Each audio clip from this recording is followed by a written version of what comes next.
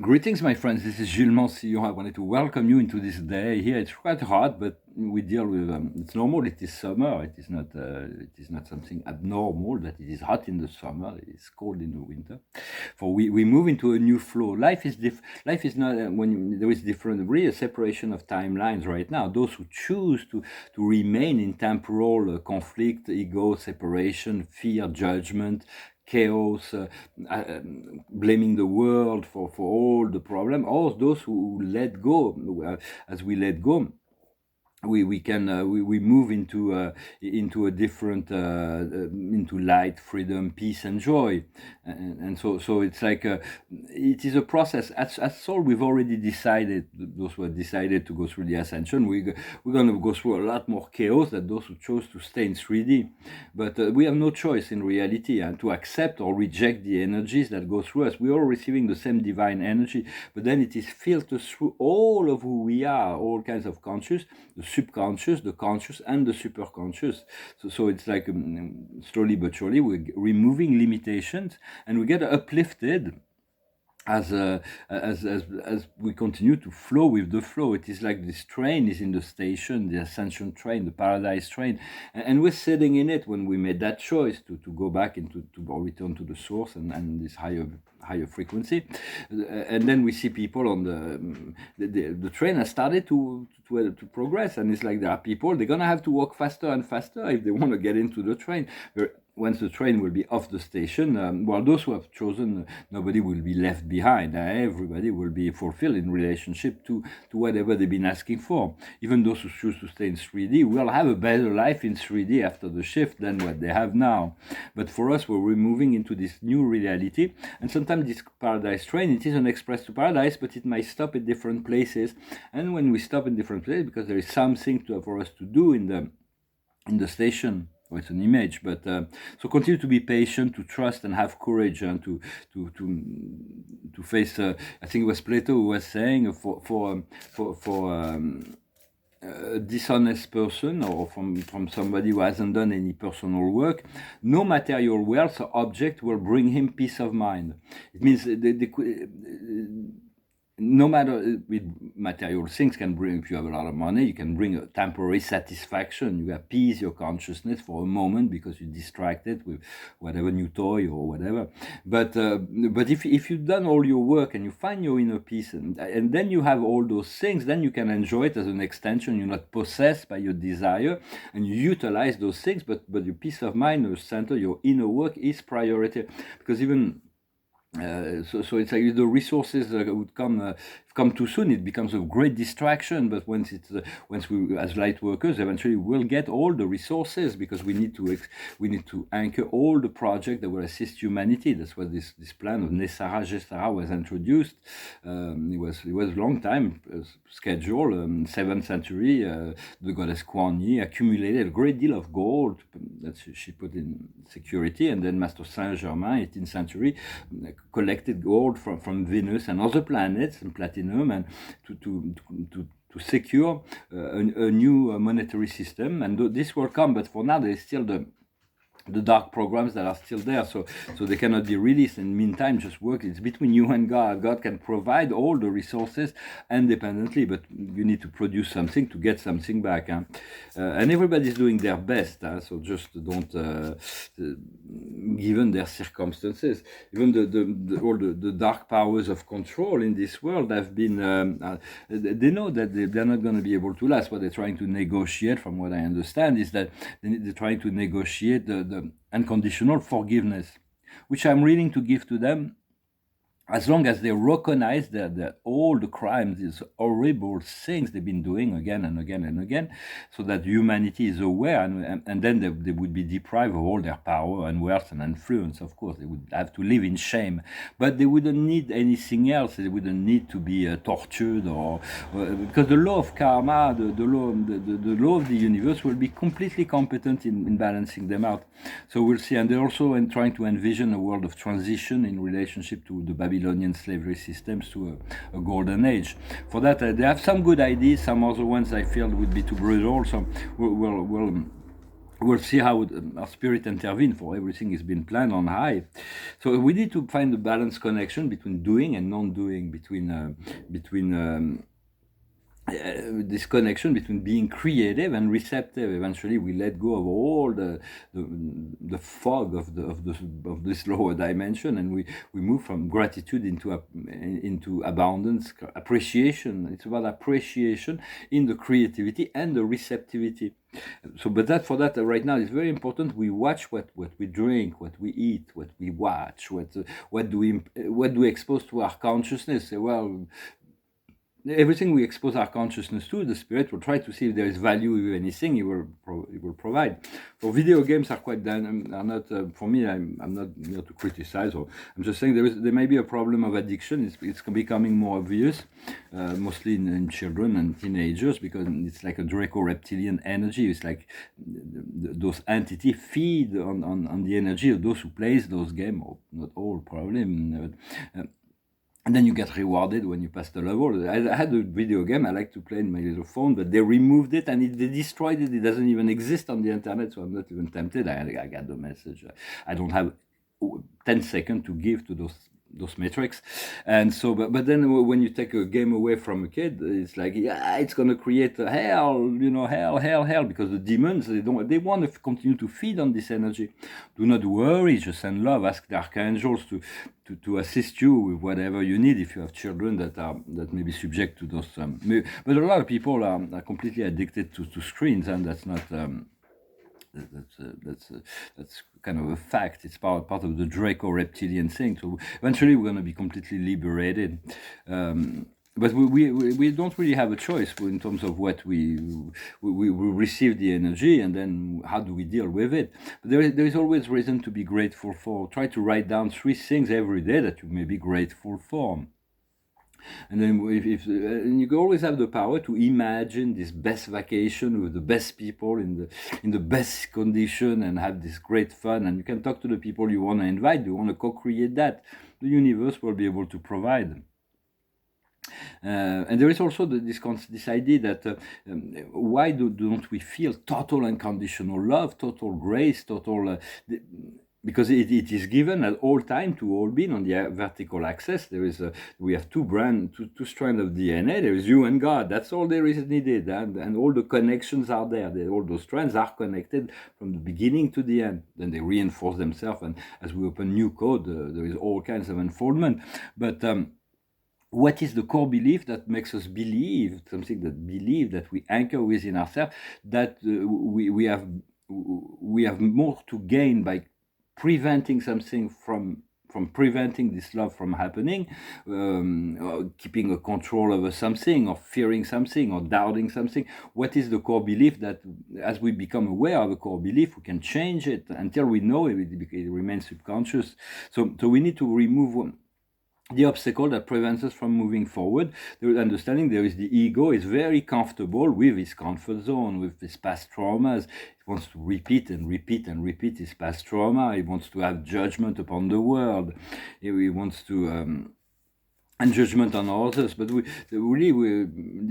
those like chaos, judgment, fear is really the 3D program, and joy, happiness, and freedom is the other opportunity. So we have to, in some sense, we can erase the past. We have no more past. It's gone. It's done. We're there. We are the product of all our past, and then. Or we can dwell in the past. It's a personal choice, but every soul no need to. If soul has decided to stay in 3D, there is no need to. We can open the door. We can plant a seed. If somebody later on, it might grow, and whoop, it will be jumped from one dimension to another. But otherwise, this soul is fully capable of deciding what it needs to learn, what it needs to grow with. Just stay creative, loving, and forgiving.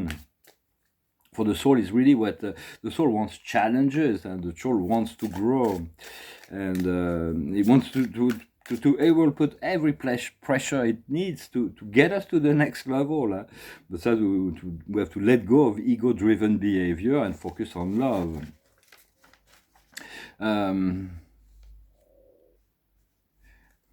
Well, for me, yeah, it took a little while to accept that inner preparation has to come first. It's like you cannot receive if you receive what you've been asking for and you're not ready for it, the challenges and the problems that will generate it would be so big, you would be completely unable to handle it. But if you've done all the work, it's like in a relationship. If you're asking for to meet this perfect person, this soulmate that's so perfect, and not perfect in the absolute sense, but that's perfect for you, and you're not ready, this person is going to push the buttons that of all your imperfection, all your weakness will become magnified. I've had this experience before. It's quite enjoyable, but it was a very important person that was catalyst for change. And so just continue to receive and be ready and align. And when God knows, when something is ready, that God knows it's ready. It's like, although there are things that are designated time that's been predestined in a certain way, you just need to activate all kinds of new facets and attributes of the divinity that's already present within ourselves. What kind of power, what kind of superpower do you want? What would you do with it? Who do you want to share it with? If you want to fly, for instance, you can decide, well, I'm going to share that power with this bird that I cross on the street. And you'll see the bird will say, well, thank you for sharing. I'm flying, you see. So it's just a small idea, but there is all kinds of inner. First we have to practice unconditional love, unconditional forgiveness. Those are superpowers. And then telepathy will definitely be one of the first gifts, the gift of the vision, the gift of the ability to perceive and sense and communicate through the mind and thoughts and emotion. Yeah, you know, a lot of fears have been cleared already, and just be grateful for that. And we have assisted a lot of people to clear up a lot of their fear. For the divine blueprint is already present in its fullness. We just need to activate different facets, different attributes of our divine nature, and trust what is revealed to you. What's revealed to you is really what your soul and your spirit is revealing is very essential. We need to bring this higher vision into the world, to be able to look at the physical life with a new vision, a new attitude, as well as to operate on the astral plane. So much more is happening on the astral plane. For me, I'm doing more and more, I'm operating more and more on this fourth dimensional level. And a lot of things I cannot even begin to talk about because they're very personal or they're very secretive in relationship to the plan of the Creator and on the checkboard. But imagine this world of peace, this world of joy. Feel it, imagine, visualize it, continue to match this energy just for yourself even. But you can imagine that even if there is still people that are struggling or whatever, that you can already create this bubble of energy where you live your perfect life. And then it is up to you and God to create it together. And the whole universe will assist. We continue shifting from dimensions into dimension, from third to fourth to fifth to sixth to whatever dimension, and then we come back and we return and we're getting used. Sometimes we can be at two places in the same time, even can be here talking to you, and then in my mind all of a sudden there is an other city that's calling to me, and I'm here and there. Well, it's very difficult to be more than two places at once, but in truth it's like dimensions are like unlimited potential of reality. It's like having thousands of screens in front of you, the screen with the different show, different dimension, and then you choose to say, well, I want those like 5 or 6, 7 realities, rather than always be kept to the third dimensional reality. I want to be able to operate on those 7, and you have a command, a remote control that makes you shift the channel. You can look at this and then you can look at that. It's like on fifth dimension we always have different realities that we can observe at all time, and we become aware that we have the power to shift within the quantum field. It is us that decide where we place our attention. And when you're faced with negative energies that may come from the world or things that pushes your button, think to breathe rather than reacting. Just breathe, find your center. I see the lucidity inside. When somebody who may aggress you verbally is in deep trouble, is suffering deeply. So just rather than sending more negative energy in an ego fight, you do like the Buddha. You breathe and you send light onto you enlighten his soul. And so it's returning to center rather than to learn to return to center, to find return to this inner peace, and and there's going to be a lot of change in the way people live. That's going to change the behavior, as the consciousness rise, people change their mode of living. So just be optimistic in relationship to all these plans, and focus on your own responsibility. And there is our genetic has been really upgraded. There is all kinds of genetic history within our DNA. We have all those memories, and we connect it to all the races, all the star nations, in truth. And we're just messenger here, It's like we don't have to take ourselves too seriously. Yet our mission is very serious. The empowerment of who we are in relationship to what we will do for life is essential. It is important. We have to assume that sovereignty, that power, that wisdom, that love. But we're just messengers of the galactic, the messengers of the celestial realm, of the cosmic realm, or of the divine.